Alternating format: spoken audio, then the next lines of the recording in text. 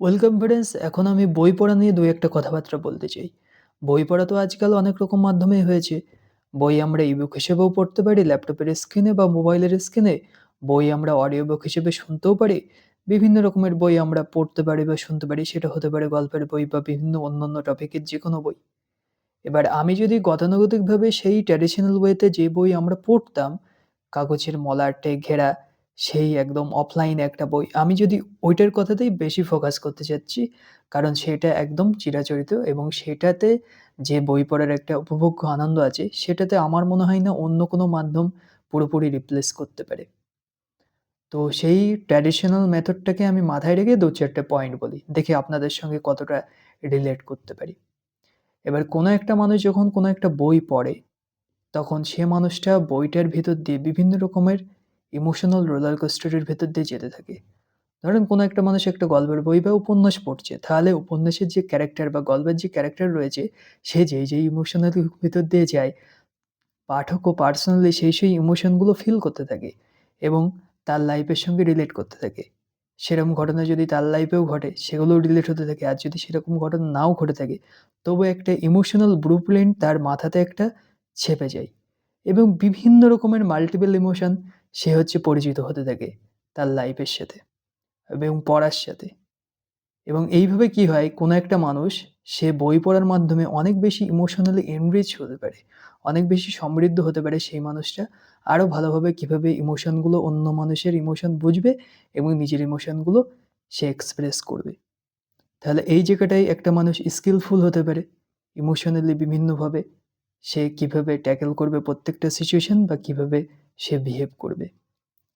তারপরে পয়েন্ট হিসেবে আমি বলতে পারি, কোনো একটা বই সেই ট্র্যাডিশনাল ওয়েতে যখন কোনো একটা বই পড়া হচ্ছে, মানে বইয়ের মলা-টলা কাগজের বই, একটা নির্দিষ্ট গন্ধ আছে নতুন বইয়ের, সে বইটা যখন পড়া হয়, সে বইটা পড়ার সময় আমরা কি করতে পারি? আমরা হচ্ছে কোনো একটা লাইন না বুঝতে পারলে ব্যাকে যেতে পারি, ২ লাইন পিছুয়ে যেতে পারি। তারপরে বইটা আমরা একের পর এক পৃষ্ঠা উল্টে বইটা শেষ করি এবং বইটা শুধুমাত্র একবার নয়, বইটা যদি আমাদের আরো ভালো লেগে যায়, মাল্টিপল টাইমস পড়তে পারি। ১ বার, ২ বার, ৩ বার, ৪ বার রিপিট করতে পারি এবং বইটা ১ম বার যখন পড়লাম আর ৫ নম্বর বার বা ৬ নম্বর বার যখন বইটা পড়ব, তখন হতে পারে যে আমাদের পয়েন্ট অফ ভিউ বা কিছু পার্সপেক্টিভ চেঞ্জ হয়ে গেছে।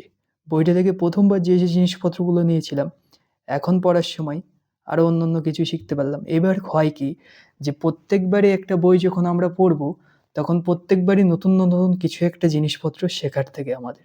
তার মানে মাল্টিপল টাইমস পড়লে একটা পাঠক সেই বইটা থেকে মাল্টিপল টাইমস বিভিন্ন বারে বিভিন্ন রকমের রসদ পেতে থাকে সেই বইটা থেকে। বিভিন্ন রকমের কি লেসন্স গুলো আস্তে বদলে যায় বা বিভিন্ন রকমের কি লেসন্স এড হতে থাকে। তাহলে এটা একটা বিষয় থাকে যে একটা বই বারবার গো থ্রু করার মাধ্যমে আমরা বিভিন্ন জিনিসপত্রগুলো এক্সপ্লোর করতে থাকি। তারপরে আরেকটা জিনিস বলতে পারি, এটা মূলত হচ্ছে ট্র্যাডিশনালি যে বই আমরা পড়তাম, মলা-টলা কাগজের বই, সেটার ক্ষেত্রে বেশি প্রযোজ্য। সে বইটা কি হয়, অন্যান্য মাধ্যম এখন অনেক কিছু চলে এসছে। বিশেষ করে আমরা যদি এখন একটা অডিও বুক শুনি, তার ব্যাকগ্রাউন্ড মিউজিক থাকে, সেটা ভিজুয়ালি মানে কল্পনা করতে অনেক বেশি সুবিধা হয়। কিন্তু আমরা যখন একটা বই, সেই বইটা পড়ি যেটা ট্র্যাডিশনাল ওয়েতে পড়তাম, একটা কাগজের বই, মলাট-টলাট দিয়ে ঘেরা। এবার বইটা পৃষ্ঠা উল্টে পড়ছি। তখনও একটা মানুষকে বিভিন্ন রকমভাবে কাল্পনিকভাবে প্রত্যেকটা ক্যারেক্টারকে ভাবতে হয়।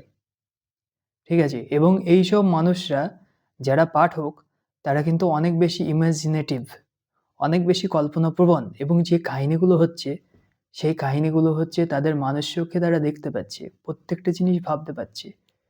সেটা অডিও বুক শোনার ক্ষেত্রে একটু মানে ইজিলি হয় এবং যারা হচ্ছে একদম বইটা পড়ে করছে, তাদেরও এই ব্যাপারটা অর্গানিক্যালি অলরেডি প্রসেস হতে থাকে। যারা অনেকদিন বই পড়ার ক্ষেত্রে অভ্যস্ত হয়ে থাকে বা সেই প্রসেসটার সঙ্গে সাবলীল রয়েছে।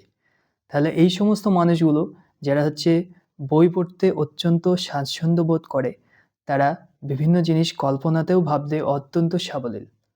তো এরকমই কিছু পয়েন্ট আপনাদের সঙ্গে শেয়ার করার ছিল।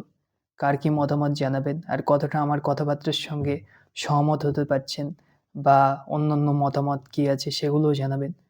সো আপনাদের সবাইকে thank you and wish you all the very best. আরও বেশি করে বই খাতা পড়বেন আর নিজেদেরকে হচ্ছে সমৃদ্ধ করবেন। Take care.